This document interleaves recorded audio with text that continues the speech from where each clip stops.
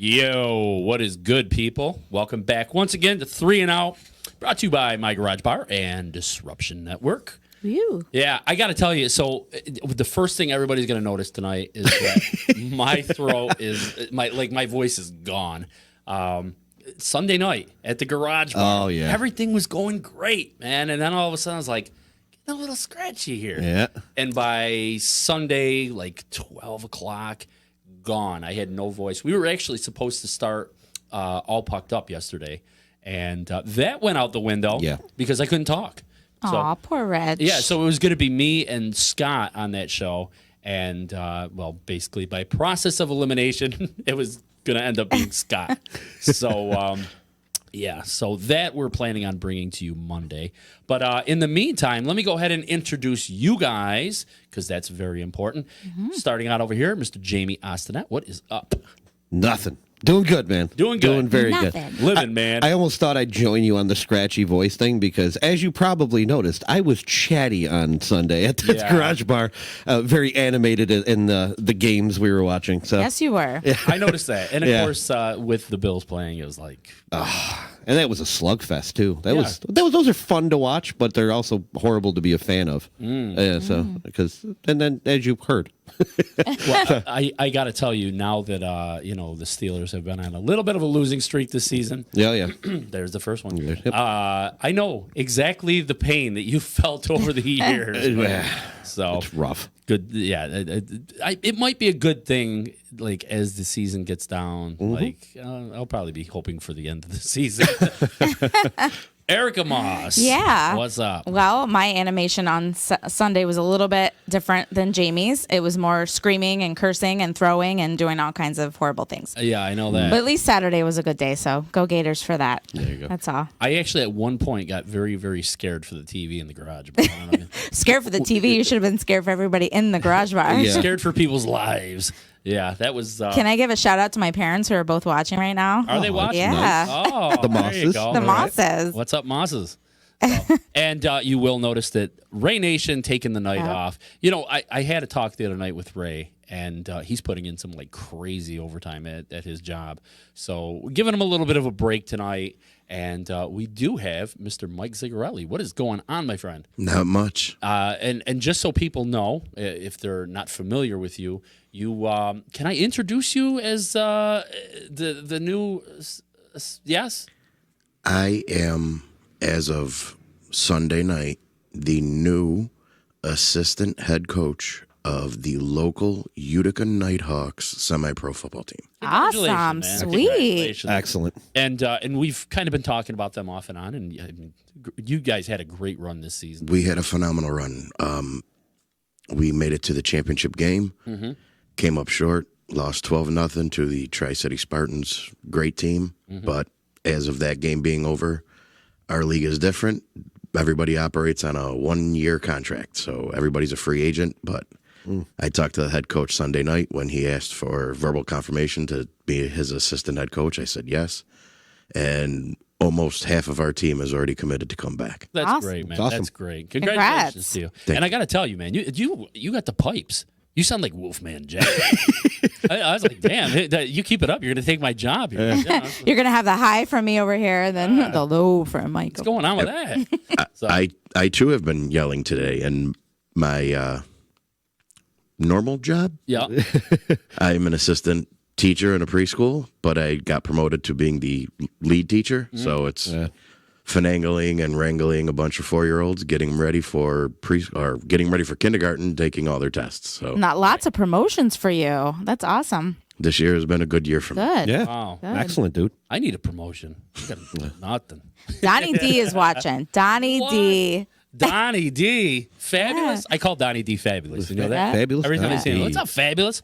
So we wanted to jump into some football right away because we got so much to talk Yes, about we this do. week. And two teams, we're going to be going polar opposites. You guys already know this. We kind of tip you off before the show where we're going with it. So last night we watched two teams play, and well, there's no shortage of hype about either one of these teams. I think that's been right since the beginning of the season. And I'm talking about the Cleveland Browns and of course the San Francisco 49ers, who went into Monday night's game with records of 2-2 and 3-0 respectively. I guess if you listened all week, they had this one fueled up as like, this is the must-watch game of the week. And after last night, I was kind of wondering, like, how do I get my 3 hours back?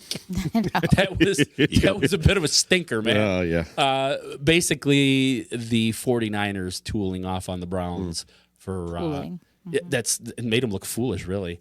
And Cleveland couldn't get anything going offensively, defensively, and pretty much by halftime, I think this game was completely done. So let's talk about this. What made San Fran so effective last night? The run game. Absolutely the run game. I mean, Matt Breida, from the get-go, clocked in running 22.3 miles per hour on an 83-yard touchdown. That's obviously that's the fastest this year. He had the fastest last year. I believe the only person I could find that ran faster was Tyreek Hill in 2016, 23.24 miles per hour. Just to compare that, the Olympic sprinter Bolt, his name is Usain Bolt. Usain Bolt, yep. 27 miles per hour. So he's not that far off from that. That is sick. That's say that number again. 27 miles per hour is the Olympic one. Yeah. He last night 22.3 miles per hour. And that's in full gear. Yeah, in pads. That's insane. Yeah. I don't think my car even goes that fast. It doesn't. And I've seen it. Yeah, it's pretty awful. But the thing about Breida that I think everybody needs to understand, this guy, I know people are like, well, what did he do in the combine? He didn't, because he wasn't invited. He wasn't invited to the combine. He was undrafted. The 49ers signed him as a free agent in 2017. And, he is done great for this team. Everybody thought that, with Jerick McKinnon going out, that they were going to struggle in the run game, and they haven't. And now with Tevin Coleman coming back after his injury, that run game is sick. Yep. It really is. Yeah, you just nailed the other one. You can't mention the run game without Tevin Coleman at this point. He was shot out of a cannon for his touchdown as well. And it's pretty easy to score when there's not a Brown in sight, by the way. I mean, literally. But even, from just a football standpoint, there was a wonderful pull block, from the guard end. And just wiped out the only player that was going to get there for Tevin Coleman. So it was just dusting himself off on the way to the end zone. It was beautiful.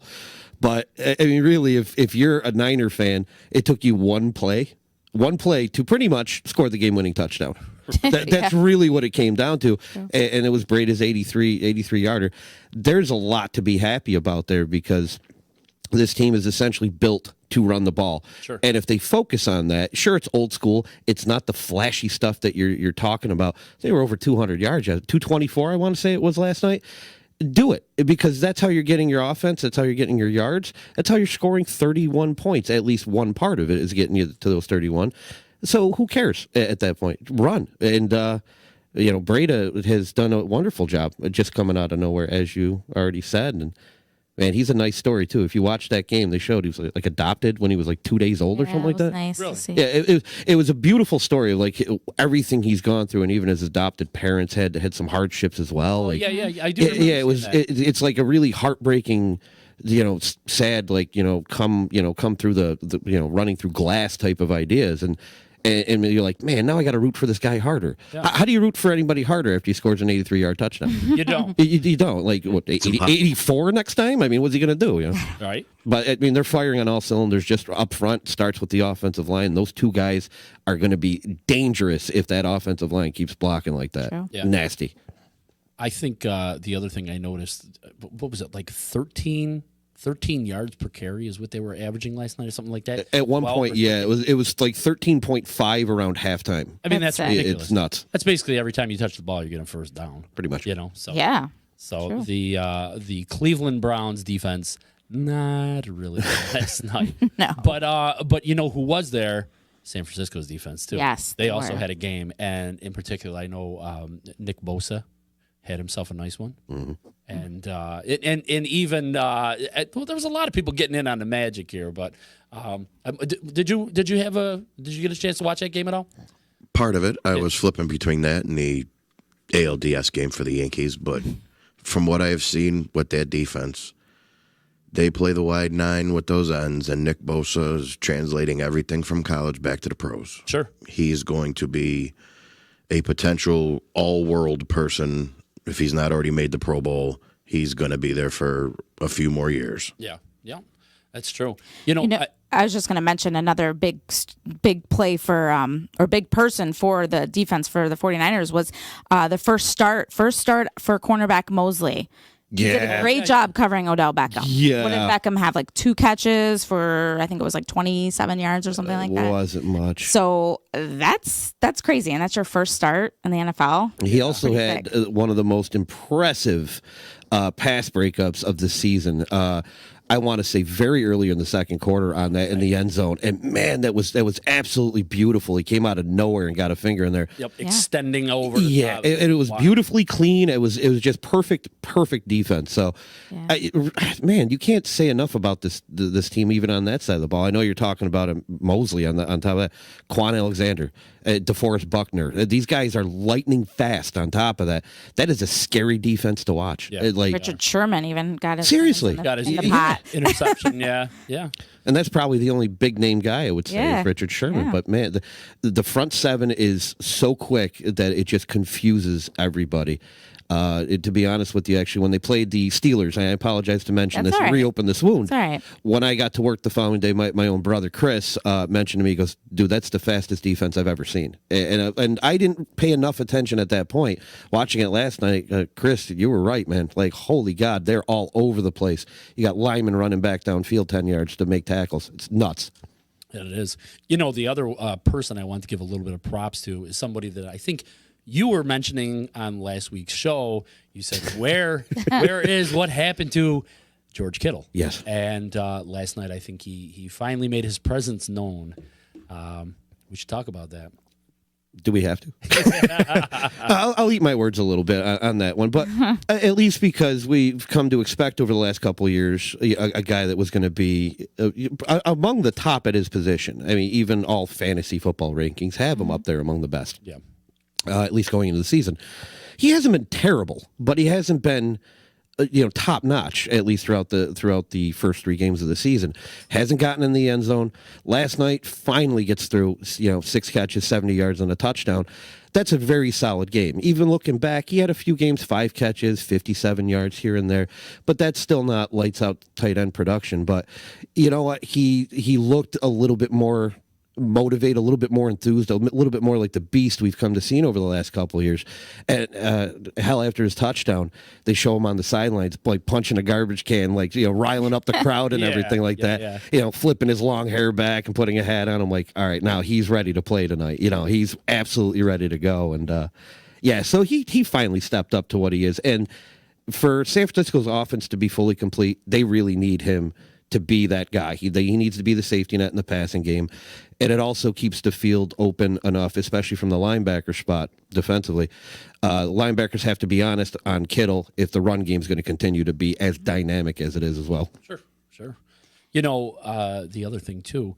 Well, I want to talk a little bit about Garoppolo because how do I go into this? I'm going to start by saying that I don't usually listen to the announcers. I like to turn it down because you get guys like Joe Buck and Chris Collinsworth, and quite honestly, you listen to enough of their bullshit and it just puts you over the edge. You just want to tune it out. Absolutely. But last night, I couldn't really help but listen to Joe Tessitore and Booger McFarland. They were on there, and they were not shy about really laying it on this guy, on Garoppolo.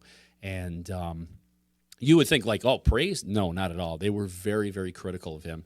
And all night long they were saying this. And then Booger McFarland said something that I was unaware of, and that is that this was actually Garoppolo's 14th start, which seemed very, very off because he's been in the league a while. And I had to go back and I looked this up, and I did check on it just to make sure that he wasn't kind of wrong on that. But, yeah, he came into the league in 2014.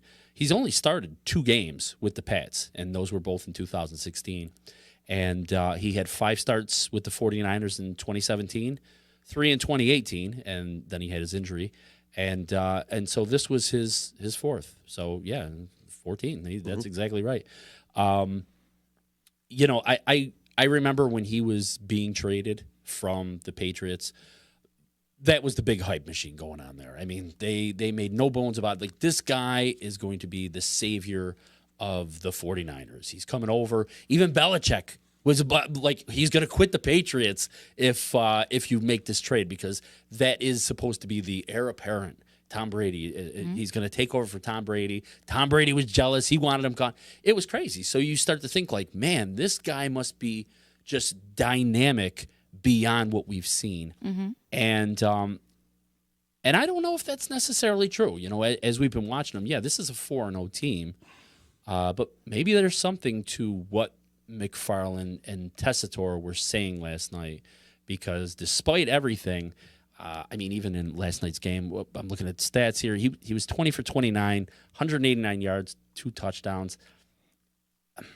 It's good, but he seems like he's more of a game manager than anything else. And the other thing that really kind of bothers me about this is, if he's been in the league for since 2014, this is 6th year, right? Am I doing my math right? Yeah.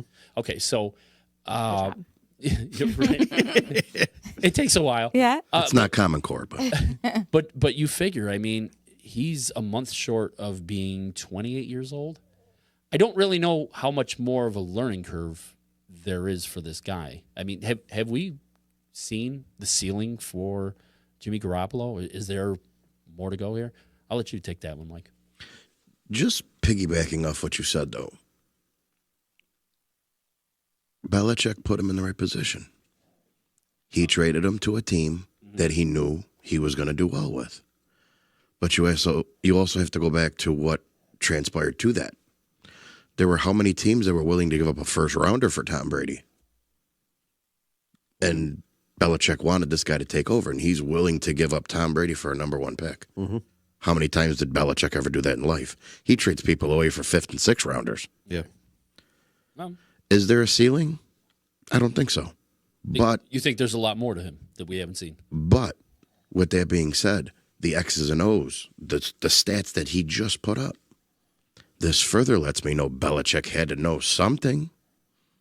If you're willing to do that in San Francisco, what would you have done in New England? True. Yeah. With dink and dunk and skinny posts and inside slants? How do you think Tom Brady makes his non-millions of dollars being the quarterback of the New England Patriots? Yeah. How did he win how many rings? Yeah. We don't talk about rings here. Yeah, we don't want to. We don't really talk about that team. But with that being said, you systematically go down the field. What is San Francisco doing? It's systematic. Having a game manager systematically going down the field and 2 breakaway backs. Goodbye. But let me ask you something, because this was the whole argument last night. Was that really what they shelled out that massive amount of money for? Was a game manager? I wouldn't think so, personally. That would be my thought. At least in the past, Garoppolo has shown some signs that he can actually be better than that. At least in small chunks, I guess you can say. Yeah, he can put up 300 yards, sure. Here, the biggest problem, if there's a weakness of San Francisco, this is absolutely it. His receiving core is abysmal. Your number one receiver is Marquise Goodwin, who I liked when he was in Buffalo, but he's a speedster slot guy, 3rd, 4th guy. He's your number one go-to receiver on the outside. That's not good at all. You have a guy, Dante Pettis, who's more of a kick returner than he is a receiver. Even then, you go out and you draft a guy like Deebo Samuel. You let him loose one game and then sit him on the bench and give him 3 targets for the rest of the season. That's kind of a weird thing. And this is nitpicking. Let's be honest. I mean, they just blew out Cleveland. I mean, absolutely destroyed them.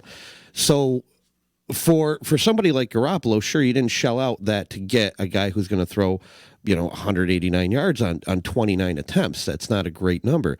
But again, it is his 14th start, as you said. Just thinking about it before, here's a list of some quarterbacks that have more, as we were talking about earlier. Josh Allen is one. Baker Mayfield, who he just destroyed yesterday, is another. I mean, Sam Darnold has the same amount of starts. Josh Rosen has more starts right now than Jimmy Garoppolo. And that's kind of shocking. That is really shocking. So I guess cut him a little bit of slack, especially if you look at his supporting cast. He's depending on Coleman and Breda, even in the passing game, and he's depending on George Kittle. He doesn't really have a receiver yet. So hopefully that they do something to kind of rectify that situation. But for what San Francisco currently is, it is run and it is defense, and defense will win you championships. The offense is only going to win you awards. So go with what's going to win you the championship instead. Yeah. Not saying that they're there, but it's a frightening enough defense that you don't really need much more out of Garoppolo. I think it was it Pettis last night who dropped like a surefire touchdown. I think it was Pettis. It was it was Pettis, yeah, it was. But going back to what you were saying with the analysis and everything of what they were going with, I saw what he's talking about. There's a mechanical funkiness going on with Garoppolo, where he's standing on his back foot, and so every throw that he's delivering, he's not really delivering with any power because he's on his back, and so I kind of get the negatives there, but that's an easy fix. That really is. I have to say, at the end of the day, who the hell cares that he's only throwing 180, 220, whatever it is, amount of yards he's throwing? He doesn't Fantasy have owners. 500. Yeah. Well, you know what? He's not a fantasy quarterback. Absolutely not. That's plain and simple. You're not going to have the Patrick Mahomes of the fantasy points, but he's getting the job done. He's looking confident. He gets the ball out quick. He's only has like 1 or 2 sacks of the year. I mean, that has a lot to do with his offensive line, but he is able to get the ball out very quickly, which is making him stay on his feet. So, and like Jamie said, he doesn't have the receiving core. So wait till he does. That's what I have to say. With the running game, with the defense, wait till they put some receivers on the team and see what they can do. I think, the guy only has 14 starts. Give him a chance to actually understand the game and understand his team and what he's got around him. I think, the other thing they kept doing last night, which it was probably unfair, is they would put the stats up comparing him to the other quarterbacks in the division. Yeah. And, that you're talking about some experience. Yeah. I mean, he's going to grow. He's absolutely going to grow. But even though he's 27, you know what? He's still got plenty of years in the NFL. Yeah, yeah. Well, kind of going along with the division, I think they're going to get their first big matchup this week. Big one. When they play the Rams. And I should have checked. Is that in? It's in LA. It's in LA. So that is going to be a pretty big, daunting task for them. What's the big matchups that we want to watch for in that game, and what's going to be the outcome? My personal thought would be the linebackers versus the receiving core, and by obviously not the outside receivers, but Cooper Kupp is more of a slot receiver, so the job at this point is really falling on both Quan Alexander and Fred Warner. By the way, Fred Warner was a wonderful player to watch yesterday. He was all over the field. Another young guy, and that's exactly what San Francisco has built that defense from, is youth and draft and kept them. But Cooper Kupp is not an easy guy to cover this, especially this season. So that's going to be really tough for a linebacker in any way in the slot to try to do that. They're going to have to mix in nickel corners. Maybe Mosley gets him and see what he can do to Cooper Kupp. I'm very curious, but it's going to be the secondary / middle linebackers versus the pass attack really of the Los Angeles Rams. Yeah. I am interested to see the San Francisco defense against that shaky offensive line of the Rams. I think you're going to see Jared Goff on his behind his ass. His ass. Jared Goff on his ass several times. Yeah. But Ray Nation is chiming in. He's saying that the Rams will smack the Niners. The Niners O-line versus Aaron Donald. Oh, all right. And we mentioned last week that Aaron Donald's kind of another one who's where's he been? Yeah. I don't really know. I'm not sure either. He didn't really show up against Seattle either. This past week. So he's still waiting to explode. We thought it was going to happen, but we'll get it. I think it's due to the fact that he doesn't have his partner in crime. He doesn't have that other person that they could take away from. Yeah. And he made his living without somebody, and then he made all of his money when he had somebody else there taken away. And when you had that front four that was dominant, they were always back there, and he exploded. But now you're looking at double teams, you're looking at chips, you're looking at everything that an offensive line coach can teach somebody to get this guy. That's what they're doing. So how's that going to play out this week with this matchup? They are going to have to take the chips. George Kittle is going to have to take a shot before he goes out. And again, like Jamie said, it's getting that nickel corner. It's getting this. So you're looking at a cover 3 defense. You're either looking at man-to-man, but it's going to be one on the front line. If they can take Aaron Donald out, San Francisco can run away with this. And that's going to be a bitter pill to swallow for a lot of people, including myself, who was looking at the schedule in the beginning going, That's going to be a blowout. why are 49er fans calling for the playoffs? Yeah. Did you not see your team last year? Now you're looking at it going, wow, Yeah. they might have a chance. But you keep looking down at the schedule. Will injuries happen? You still have to go to Seattle, and not many people win in Seattle. Very true.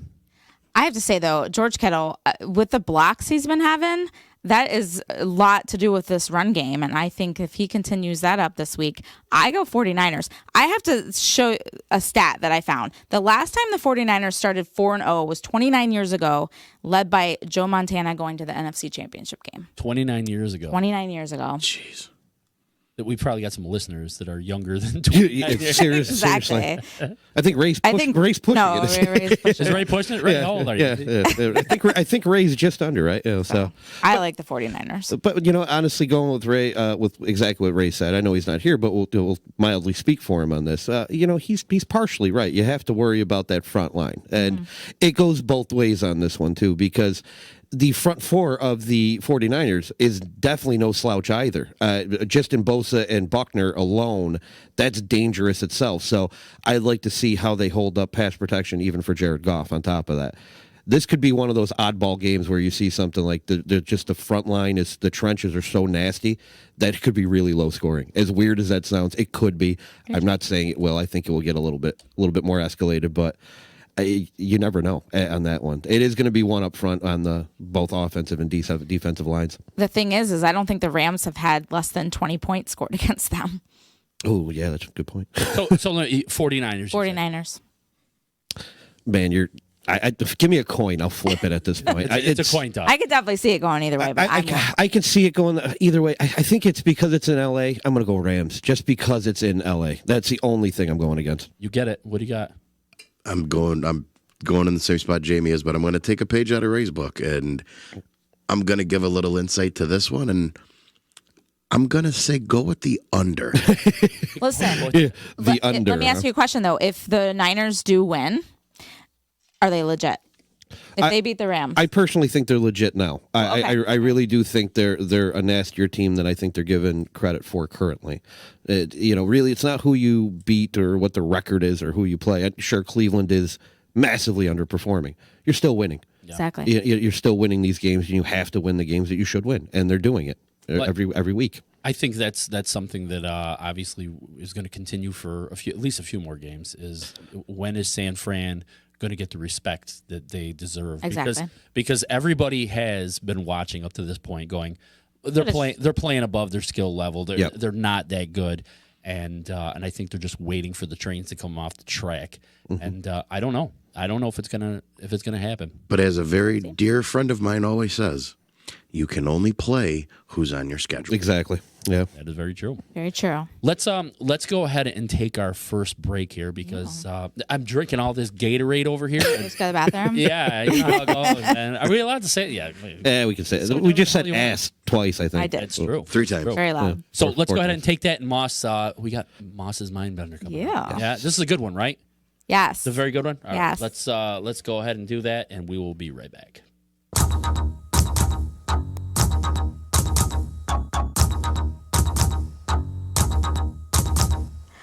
All right, here we go with this week's Moss's Mindbender trivia question. This Thursday night's game is between the New York Giants and the New England Patriots. So to go along with that, my question is, who is the New York Giants' all-time career sack leader with a total of 141.5 sacks? Again, who is the New York Giants' all-time career sack leader with a total of 141.5 sacks? You think you all know this, don't you? Well, we're going to find out right after the break. Don't you go anywhere. We'll be right back.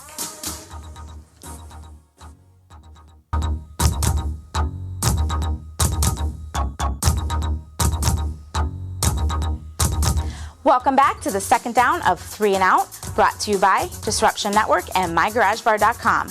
So before the break, I hit you with my Moss's Mindbender. That question was, who is the New York Giants' all-time career sack leader? The answer is... LT! No. It's Michael Strahan with a total of 141.5 sacks throughout his career with the Giants from 1993 to 2007. LT, Lawrence Taylor, was a close second with 132.5 sacks with the Giants. So there you have it, folks. This week's Moss's Mindbender. LT! Yeah. That was Z in the back, too, yelling at me. It was Z. Did we stump him on? Did you know that answer? Yes, it did. Ah, okay. All right. Well, originally you said it's either Michael Strahan or LT, and I was like, well, yeah, no shit. Figure it's got to be somebody. Yeah, it's all about commitment. And I said Strahan right off the bat. There you go. Yeah. It's all There about you go. commitment. But You knew. I put Strahan first. Did you? All right. All right. All right. So this is a funny little story. I just got to tell you. And I don't know why I'm even telling you this story. Yeah, fire away. We were driving down here earlier, and Adele. You know Adele? Right? Adele, yeah. Was playing on the radio, and I thought, man, she's got such a great voice. But do you realize what a freaking depressing relationship it must be being dating her? Really, this is what goes through your head? That's It great. does. I could say the same thing about Taylor damn- Swift. So damn depressing, and that's He what I did was thinking mention. about. There you go. That's what I was thinking about when I was going to the bathroom just a minute ago. Yeah. Just for all you good people out there. Yeah. Who care. You get football and Adele, apparently. Yeah. Carl Vecchio, you still out there? Oh, is he out there? You know what? It's funny because I'm watching the thing. If you guys have anything, chime in. Yes, please do. Because I'm actually watching the feed now, and I guess it is working. Nice. Yeah. I see Pete's out there, and Pat Orlowski, and Jason Clifford, and Nice. I feel like it's like what was the magic, You're talking about Romper Room, the mirror. the mirror, and I see you, out And I there. see Billy and Johnny and obviously Adele. Yeah, and I see Jamie and Adele, and I see everybody out there. Yeah. Yeah, we'll see you next time. Yeah. Oh, boy. So, so going from potentially one of the best teams in the league, I told you we were going to go polar opposites here, to talking about one of the worst teams. And I don't even know if we've seen just how low this team can go yet. I don't think so. I'm talking about the Cincinnati Bengals. Fresh off yet another loss, this time to the Arizona Cardinals. And a team that, much like the Bengals, they entered this game winless and with nothing on the season. So, listen, I'm not going to try to sugarcoat this. I mean, this was Horrendous. this was like a horrific game to watch. This was it was a snooze fest, and just kind of as I was looking down some of these things, I mean, neither one of these teams did anything except kick some field goals. Yeah, about that. Kyler Murray had like one good carry that resulted in a touchdown. That was about it. It took a half an hour for them to replay it, too. Every time I turn my head in the garage bar, they're still showing that replay. There was Going nothing to this TV. There was nothing to different that going TV, on. To that TV. There was literally nothing else. And then, like, towards the end of the game, I think Andy Dalton had 2 touchdowns to get it close. But even then, nobody cared. Nobody cared. And if you really wanted to know how much nobody cares, I mean, take a look at Paul Brown Stadium. That thing was like a ghost town. And 46,000 people watching that game in a stadium that holds 65,000. It's terrible. So that's bad, and we're likely not going to see that get better anytime soon. No. Like I said, a very vanilla game as far as like anything went for the Bengals. No sacks, no forced fumbles, no turnovers, no interceptions, nothing. The defense was basically, they were just there, and they just kind of were on the field and ran around for 4 quarters, and that was it. For the offense, like I said, there was nothing there either except for those 2 touchdowns at the end of the game. It was all field goals. So, let me ask you. I mean, I'm just looking at these notes. This is really, really bad. Well, I'll just say that actually they did have 1 sack against Murray. One sack No yards. Yeah, by a guy that's been sacked 20 times in the first 40 games. Oh. 4 games, I should say. Actually, that's terrible. The funny thing is I'm looking at our notes and what we were going to talk about tonight. I was looking at the games coming up, and this team is 0-5 right now.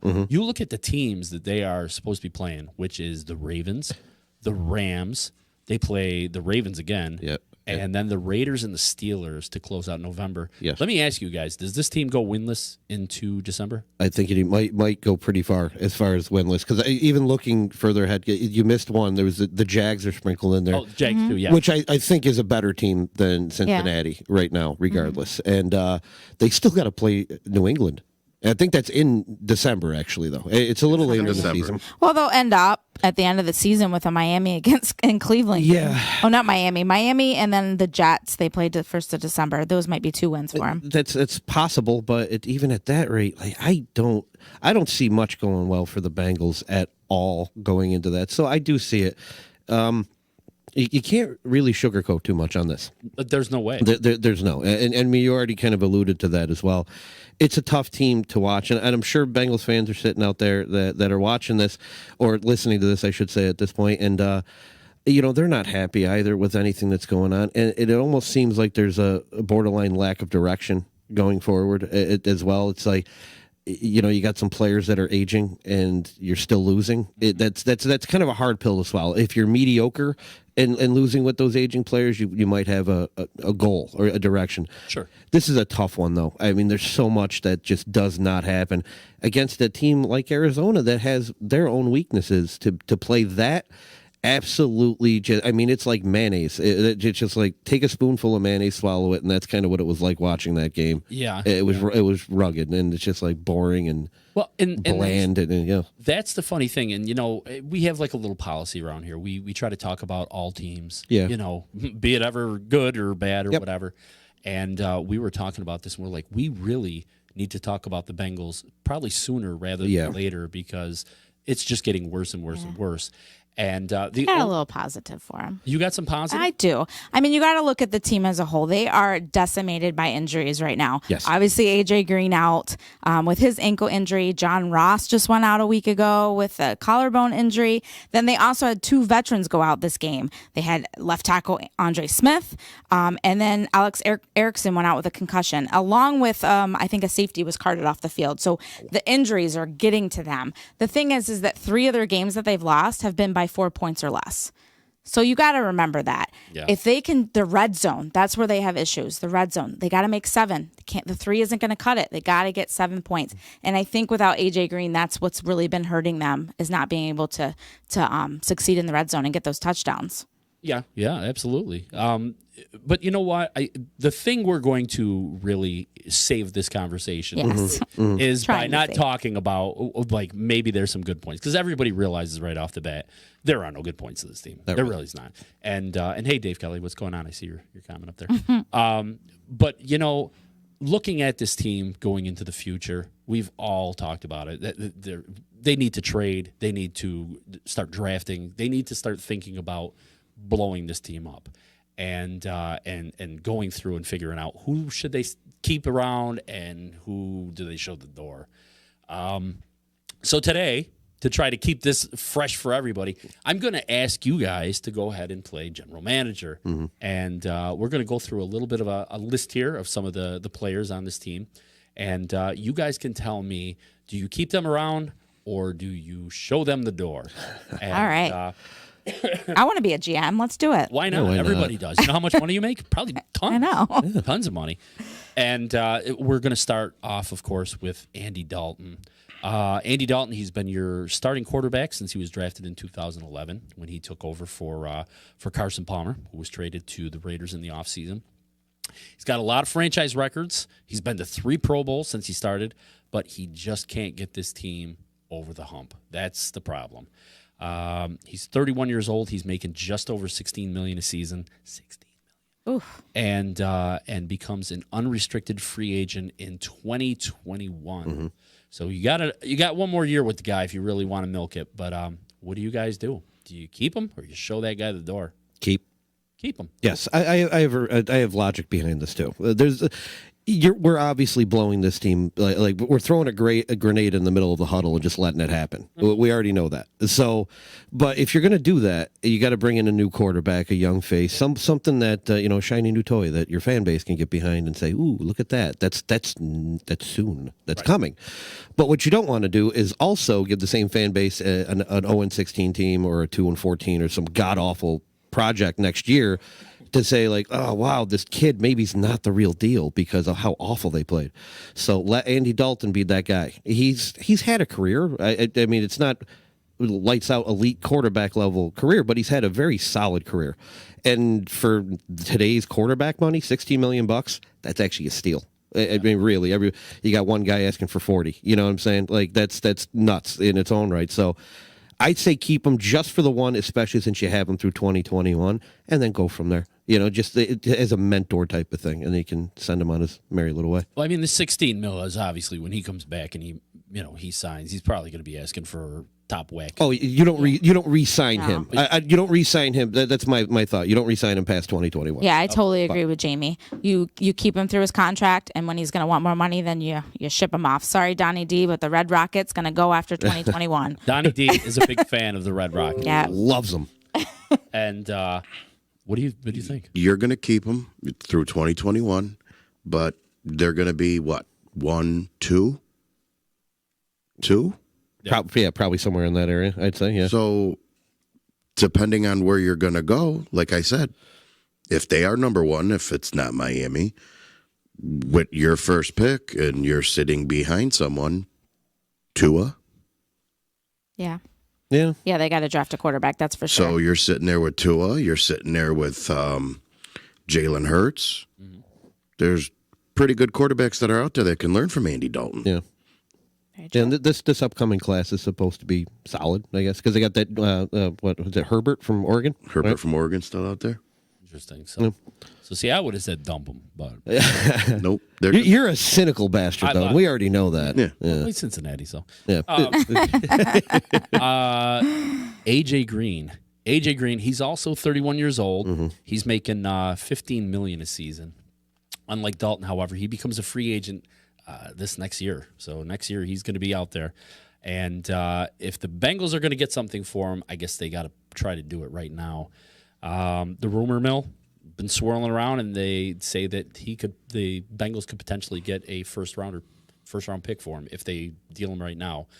Whoever's willing to offer that first round pick right now is very, very smart or stupid.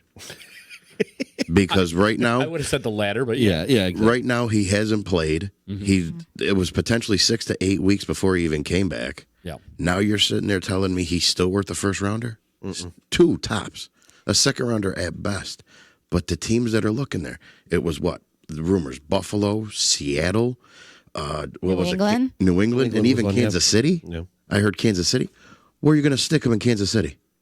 I don't know. Buffalo was the big one this week, and I had heard that Buffalo was on the verge of signing him, and then obviously, I think Zay Jones. Zay Jones was traded actually yesterday to the Raiders, but that was more or less a sense of how Duke Williams played, because that was a kid that was like one of the highest touted receivers coming out of his class from Auburn. And then he played solid. It wasn't a lights out game, but he has a nice touchdown, physical guy.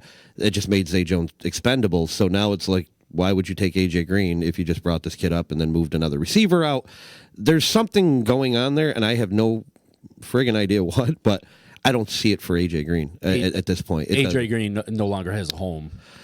Pretty much. The other problem that I'm seeing with this, and I'm surprised it's not mentioned. He's still injured. So you can't legit trade a guy that's injured, at least to the best of my knowledge. More so, if you trade a guy, he's got to pass a physical, which he'd fail anyway. Yeah. Right. So if he's still that injured, he's not going to get off the block anyway. So my answer to your question of AJ Green, you're handcuffed. There's in a perfect world, you can move on and get something for him. I don't think they can. That's where I think they're sitting right now. I say if they can get it, they trade him before he actually plays with Cincinnati. You get him when he is able to pass that physical, you get that first rounder, and you get him out of there, because as soon as he gets on the field, you have no idea what he's going to be able to do. Mm-hmm. Very true. Very true. And they called that this weekend. There was some speculation that he would take the field this week, and since he already blew the whistle, that was like, nope, he's done. So another week passing. Joe Mixon. 23-year-old running back, drafted in the second round of 2017 out of Oklahoma. Now he's in his third year, and he's still on his rookie contract. He's making $1.5 million a year. that contract comes up in 2021. So all these guys, that team is That year. That's going to be horrible that's for gonna be a them. year. horrible for them. But it's almost certainly looking like he'll probably go and test the waters elsewhere if they don't, if they don't give him a much sweeter deal on that. So I personally think he is going to get the dreaded franchise tag. Yeah. And it is going to force the GM's hand with certain things that they have to do first. And again, nobody likes to get the franchise tag, but you're guaranteed that money, correct? So you play that season out. If you show up and play it. And we've I seen know that from happen. personal experience. Personal right there. you Yep. go to the Bahamas and float around on it. Yeah. Yeah. So you play that season or you sit it out. But either way, he is, in my opinion, the glue that's going to stick. There's so many people, your fantasy owners, your fantasy GMs too, who think they can run a show. Mm-hmm. We all know very little that goes into contracts / depth charts / the salary cap. Mm-hmm. But when you base everything down to it, he is that glue. You need a running back. Again, if Andy Dalton is not what you want, you only have him for another year. You already know you're going to be within the top 5 of this draft. Your main concern is your QB. Has to be. Mm-hmm.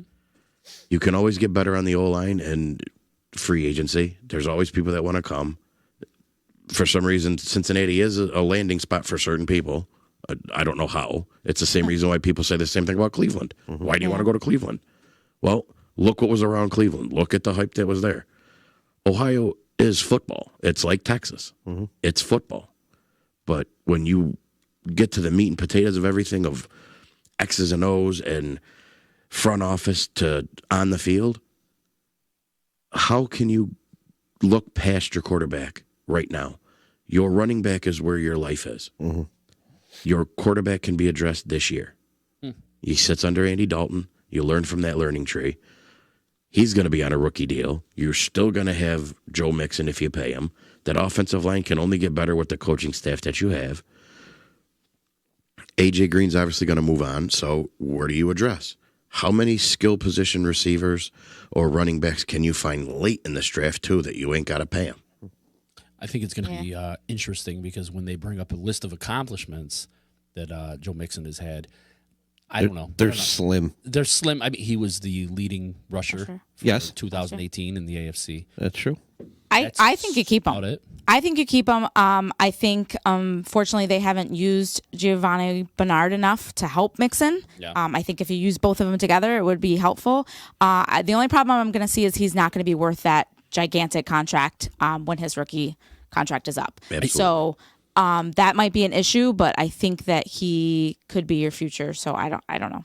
See, and as I look at that list, just myself, I say, obviously let A.J. Green go. Yeah. I say, as far as Andy Dalton, keep him for the 1 year. Like, Yeah. Let him. as far show up. as Joe Mixon, see what he's asking. Yeah. Because that is going to be the telltale. If he wants big money, Then he's got to go. Yeah. bye. You're not. But if he's able to, ask a reasonable price, then I think he's worth keeping.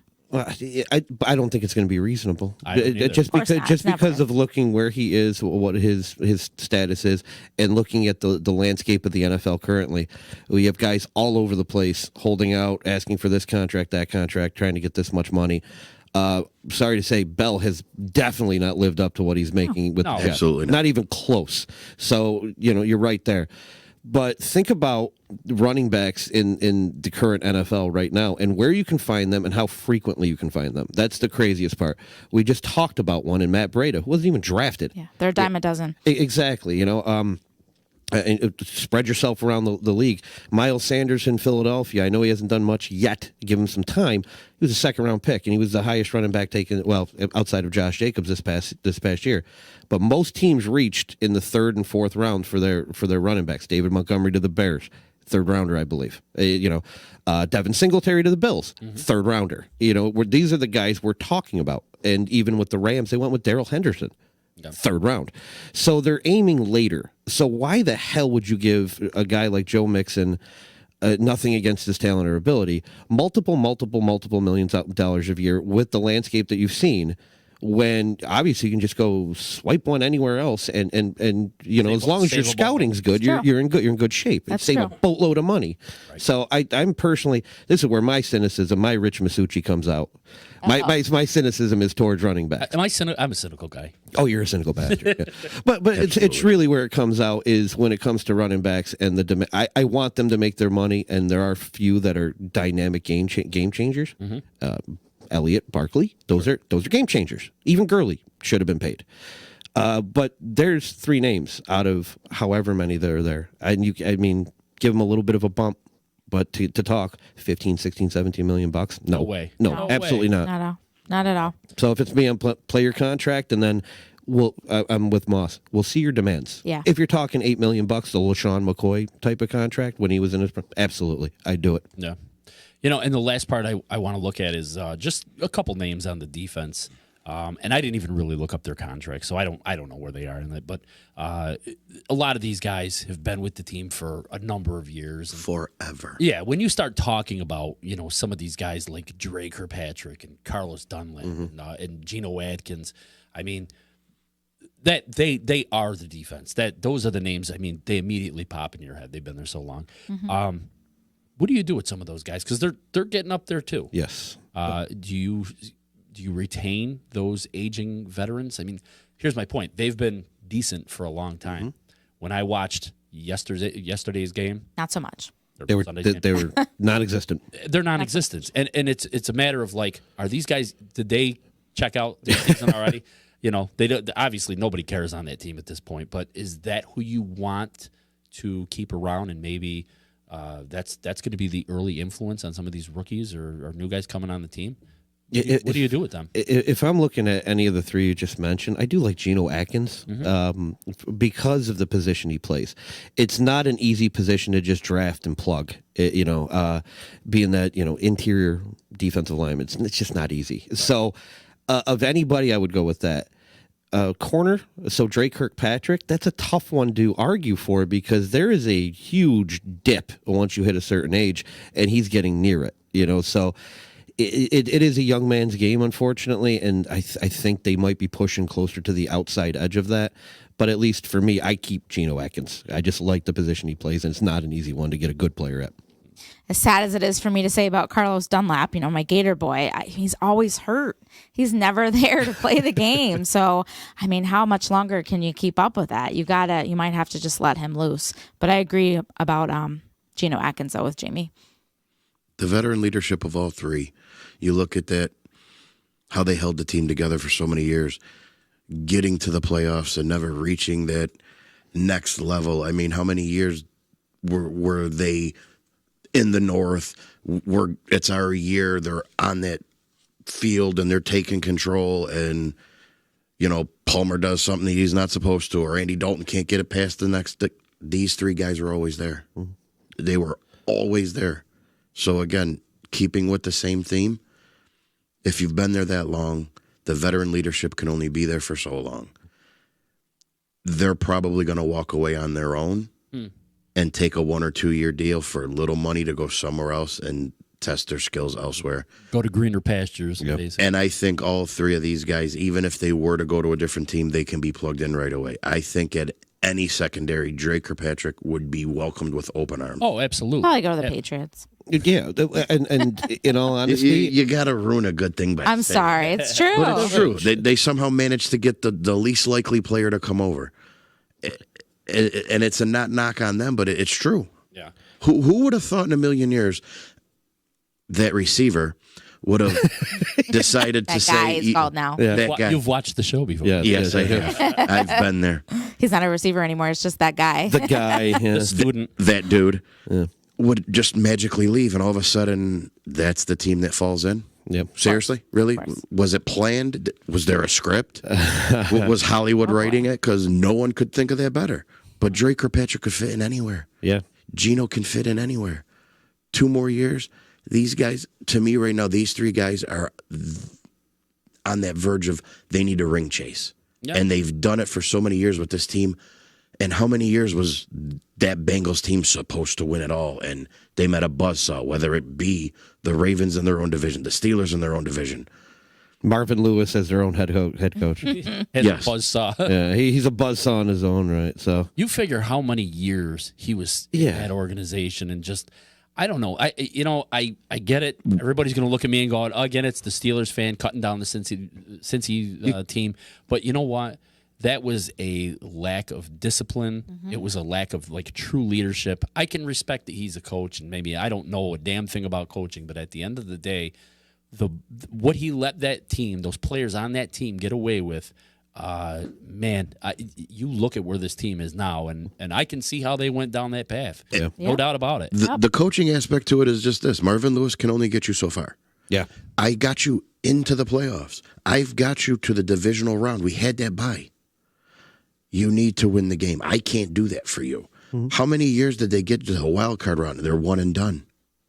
This team had to Every win year. on their own. right. Yeah, roughly gonna say, I don't- every year. I was I like didn't 15 think they years. ever got out of the first round. Yeah, But you can Nope, only they've you never can won a only playoff. get them so far before the players have to take responsibility and accountability for themselves. sure. And these three guys were the ones that kept this team together. Yeah, And that's why I say, just Bye-bye. like you, yeah. push off, go to someplace else, Yeah. man. They say, sometimes a change of scenery is a world of wonder. Start fresh. Well, And I'll tell you right now, if these three guys end up on the same team again, you can call a ring. Well, I just say goodbye bye for different reasons. I mean, they've been there for that long, and sooner or later, if you hang on to your veterans for too long, you become Miami. And I don't mean that in a negative. You're right. Not in any way, shape, or form. I think what Miami has done, as ridiculous as it sounds, was the best thing they could have ever done, because they were stuck in mediocrity, and then they decided all this stupidity that we've had that kept us average. We're talking vanilla, for example. Right. That was totally vanilla. They've wiped out their entire team. I mean, legit wiped everybody out. It's a rough thing to watch if you're a Dolphin fan, but at least you see a plan now. There's You know something where they're there. going. You know what they're doing. With the Bengals right now, I don't personally see that plan. And unless you start moving some of these guys and making a couple adjustments one way or another, there is no plan, and you're about to hit purgatory for a long time if you don't. Yeah, you really are. Hey, listen, so we're way over on our thing. Yeah, way over. Who knew that we'd talk about the freaking Bengals For a half hour, I know. But sorry. that's what happens. Like Yeah. they say, nobody can turn away from a dumpster fire, right? Exactly, yeah. From a train wreck. Jamie, you got an IR for us this week? I do, and it's a little bit off the beaten path, because you know what we've seen a ton of in the last 2 or 3 weeks, and I don't want to browbeat this the topic that's been talked about for many, many, many years. Concussions. Man, there was a ton recently. We saw it with Josh Allen. We saw it with Mason Rudolph. We saw it with Gallman from the Giants. They're everywhere. Darius Leonard. There's more concussions. But what I'm going to be talking about is a little bit more of the concussion protocol and what that actually entails. But first, just a quick idea of what actually happens. So there's a little space between your brain and the bones that make up your skull, that when you get hit with extreme force, what actually happens, and this is really messed up, your brain actually either shifts or twists and bashes against the bones of your skull. And that's what creates the traumatic injury. It sounds awful. Trust me, it is. Everything about it is just terrible. So your symptoms can range from all over the place. You can get nausea and vomiting. You can get some dizziness. You can get some balance issues, sleepiness, fatigue. They're everywhere, and there's no one set that's always going to happen. It just depends on the area of the brain that gets hit and traumatized in that way. Additionally, you don't have to be out cold to have a concussion. Just any force to your head will do it. So now what these guys face after, just kind of go with that, because it's the injury itself is so varied that I wanted to talk about the steps that they have to follow. It's a five-stage program that they have to go through, and it's pretty involved and rigorous. First off, the step one is rest. As ridiculous as that sounds, that's really what it is, rest. But the NFL demands that there is no team meetings, no social media use, no phone use, nothing that is going to be either visually or cognitively stimulating in any way, shape, or form during this rest period, which I think is excellent, personally. Second stage, once they're cleared with that with no symptoms, is light exercise. So we're talking a little bit of stretching and a light jog on a treadmill type of idea. Again, no symptoms. They move to stage 3, which stage 3 is a little bit more vigorous exercise. Some running to a point and a just more strenuous stretching program, but nothing terribly overly exerting in any way, shape, or form. Stage 4 and 5 is where it actually gets a little bit more involved, I guess you can say, for the fans to see their favorite players come back to the field. Because Stage 4 is the first ability for football activities. So quarterbacks can throw. Offensive and defensive linemen can start hitting tackling dummies. But only individual workout, lighter type of idea, not full contact, full pad type of workout. And that's where Stage 5 comes in. This is full football practice with pads and everything. And if they can get through that, there's still one more hiccup that they have to get through, into which an independent neurological consultant has to be the one to clear him. Nobody affiliated with the team in any way, shape, or form can actually clear him. And if he's finally cleared after all that, you see your guy come back. In my case, I was able to watch Allen come back in a relatively quick time, less than a week. In others, Darius Leonard's already been out for 2 weeks, and we're looking at Mason Rudolph, who's returned to the facilities, but probably a few weeks away on top of that. And then Sterling Shepard, they're talking about, excuse me, I didn't mention him during that. He could be out anywhere up to 8 weeks at this point. They have zero faith in him coming back anytime soon, as I read on my way here, by the way. So the concussion is a varied injury. It is definitely serious with everything that happens. And for 3 and Out and on the Disruption Network, I am Jamie, and that was this week's IR. Wow. And, Nice. and I got to tell you, before we go to break, man, that makes me feel not so great. Because I think I've had 2 concussions, and knowing that my brain was slamming against the bone in my skull, maybe that explains some things. Which I didn't know either at the point either. And I've had a couple too, and you're just like, man, that's horrifying. Like, really horrifying. We obviously we don't have Ray Nation with us, but we're going to take a little break. He sent me his picks, so when we come back, I will actually read those to you, and we'll go from there. So here we go. We'll go back to commercials.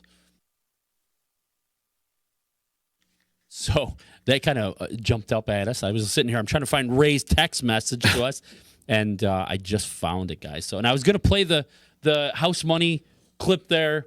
And then I decided, like, no, that's not going to work because he's not really. It's going to look really foolish.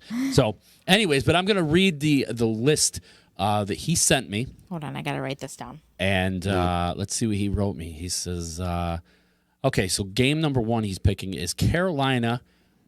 Carolina goes on the road for a division matchup against Tampa Bay. This game opened as a pick'em. So with the way Christian McCaffrey's playing, you got to stick with a hot hand, so take Carolina, he says. Okay. Baltimore gets the train wreck, which we call Cincinnati at home this week. Baltimore's giving 8.5, and he says he thinks that's being generous. That line should be at least double figures, so take Baltimore on the points confidently. And he says, and I like Houston getting 8.5 points on the road versus Kansas City. We all know that Kansas City is good at home, but we're not sure how that ankle of Patrick Mahomes is going to hold up against J.J. Watt and company. So take Houston, 8.5. So his picks is so Carolina pick, Baltimore minus 8.5, and Houston 8.5 plus 8.5. I think I got it right. It's always very weird for a guy who doesn't follow too much gambling to say like minus 8, but I don't know. He doesn't know what's on. I'm holding you to it, Ray. I'm writing it all down. I don't. That line is shocking. That last one with the Houston, Kansas City. I mean, first off, Kansas City just lost. Yeah, that's part one. I understand they could recover, but Houston's a pretty good team, and they have enough offensive firepower to keep up. The 8.5 sounds insane. Yeah, that does. So, that's pretty big. I think Ray's on. It's still only there. Tuesday, though. Yeah, it's still only Tuesday. Give it some time. That's why you take it. That's why you take it when it's 8.5 and not 4. You know. Yeah. So to kind of close out the show, oof, boy, my voice is going. So to close out the show, I wanted to talk about something that we all know about that happened the other day. I think it happened last night, as a matter of fact, and that is the firing of Jay Gruden as Washington Redskins head coach. And so this one part of it I actually found extremely hilarious, and probably because I am a Steelers fan. But you know, the first thing that Dan Snyder, who is the owner of the Redskins, said, and I'm quoting him here, he said that his primary objective in his next coaching hire will be finding a way to get the Steelers' current head coach, Mike Tomlin. Now, there's 2 things wrong with this, of course. The first being that Mike Tomlin, as I just stated, still has a job. So I don't really know why you're saying that's going to be your primary goal is to hire him. He's not going anywhere, at least not that we know of. And the second part is that if there's something more to that, which I guess, if the Steelers and Tomlin are listening to that and saying that, hey, let's make this go down. I don't really know about this, but doesn't that count in a weird way as almost like tampering? Doesn't it? I mean, listen, I know that the league looks very, like they frown on tampering. And I'm not going to lie. I mean, we come on, we do this show. We hear basically a lot of what everybody else hears. We don't work for ESPN. I don't have insiders in the locker room. No. But I'll tell you what, that to me would say tampering. And to be honest with It you, absolutely rings tampering. right? Yeah, absolutely. And the other part about that is I read an article, which I sent the article to all you guys to take a look at. And they were starting to make the case for this to actually go down. And I was like, my God, they're actually thinking about this. I know as a Steelers fan, we get pissy with Tomlin all the time. And like, oh, man, that's a bad call. This guy needs to be run out of Pittsburgh. But realistically, you look at the longevity that both Coach Knoll and Coach Cowher had in that system. There's only been now with Tomlin, three coaches since 1969. I mean, they're not a team that shoes their quarterbacks or their coaches off. No, first sign of losing. So, I guess let's talk about that. First of all, I didn't even realize that you're able to trade a coach. I was unaware of that. Did you know that? I knew of it because I think it's happened before. has it? I've never heard of it. Maybe in like the 70s. It's been a long time. It's happened before, but if you're going to trade, what Marvel Cinematic alternate universe are you living in right now as the Pittsburgh Steelers that you're going to trade this head coach who brought you a ring to the Redskins for what equity? Draft picks for 20 years? That's what they were saying in this article is like, well, they might consider trading him for a high number 1 pick. This whole thing is crazy. I've This never whole heard thing that is before. this whole thing is absolutely For crazy. one pick? For a number 1 pick. No, I need multiple years worth of number 1 picks. Exactly. 'Cause this this- is your coach. He should not be going anywhere. First off, again, going back to that guy, he deserves the Nobel Peace Prize for everything that he did in the locker room for no one to ever know about To keep that team together like that? and to just come with me, ride or die, basically. And Mike Tomlin is that guy who I would, if I wasn't a Giants fan, even though I am a Giants fan, this guy is someone who kept a team together when you had a player who was just destroying your locker room. Yeah. Not just one. I There's don't want to get multiple. too much into Yeah. the whole Steelers talk involved in it, but I do have to read Tomlin's quote that he said, I think it was a few hours ago. He said, I am the head coach of a 1-4 football team that's going on the road to play a Hall of Fame caliber quarterback with a third string quarterback. Do you think I'm worried about anything this week other than that? End quote. Nice. I mean, this whole thing is ridiculous. Whatever Washington thinks they're going to do, I'm actually not a big fan of, you start 5 games and all of a sudden you fire a coach. At least give him the whole season. Let him finish out the season. And then at the end of the year, you can decide that you're going to, get a new coach. I think it's kind of foolish 5 games in. I know he sucks. I know the team sucks, but what are you doing? Now you're going to put, Bill Callahan in, who I know he's got a lot of experience, but is he really going to be your coach next year? Probably not. So why even go down that road, I guess? I don't know. Well, even if you're Mike Tomlin, why would you want to? Well, really, I true. mean, that's the biggest thing. Why would you want to leave a storied franchise like Pittsburgh? And, this is, as you said, 50 years we're talking about here with 3 coaches. You have security no matter what. Absolutely. I mean, hell, I've seen some ugly Pittsburgh Steelers teams from like the 80s with Bubby Brister. Yeah, I threw that one out at you. yeah. You gotta love Bubby Brister, But there's been some bad teams, and they've still stuck by their coach, man. So why would you leave that to go to the Redskins, which well, I'm sure we'll talk about soon, but holy crap, are they bad? They are terrible right now. And they just showed how they treat their head coaches by firing this guy after 5 games. For listening to the owner, by the way. He listened to the owner by not putting in Dwayne Haskins. And so he was like, you know what, I'll put in Colt McCoy. And then they got shellacked, and now it's Gruden's fault? I don't think so, man. Dan Snyder, you should be ashamed of yourself. Maybe you should walk away instead of going after Mike Tomlin, because you might not even be in Washington anymore after this. So True that. I mean, really, stop with this. It's funny though. They were in this article. They were trying to make the case for it, and they said, "Well, Tomlin is originally from that area. He's from some city in there. I can't remember what it was. His son goes to school. His son goes to Maryland. Yeah. There was a lot of things in there that all of a sudden was like, wow, man, that makes a lot of sense. But still, I don't agree with putting that out there, and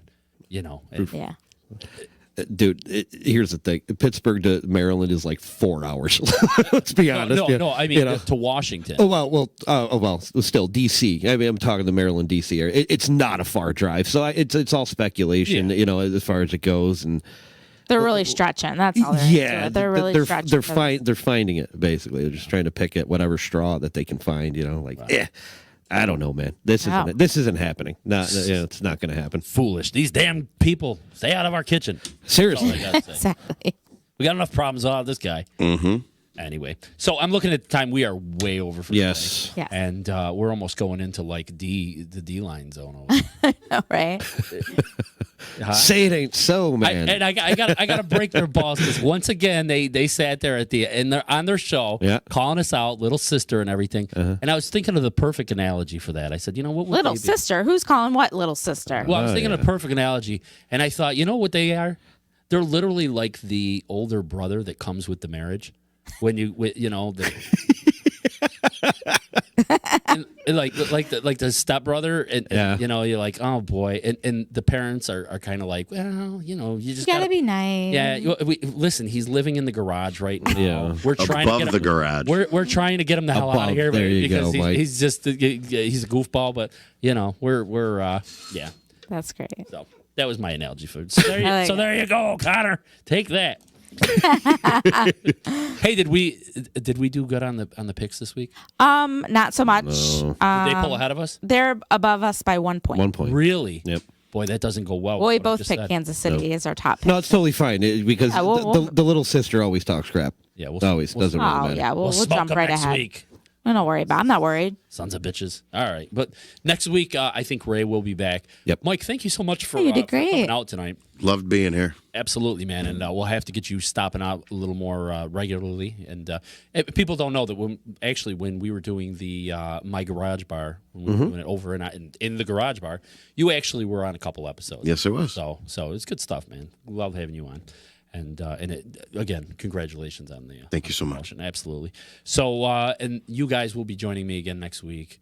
And for everybody out there, sorry about the throat. So, and at times I'm like, oh man, I just want to go home. I feel so distant. We hope you feel better, Reg. Yeah, I'm gonna go home, lay on the couch, and forget I know anything. All right. So there we go, guys. We'll check back in with you next Tuesday night. Until then, take care, and I will see you all on All Pucked Up Monday afternoon. Sweet. Yeah. All right. Take care. See ya. Yow. Later. Bye.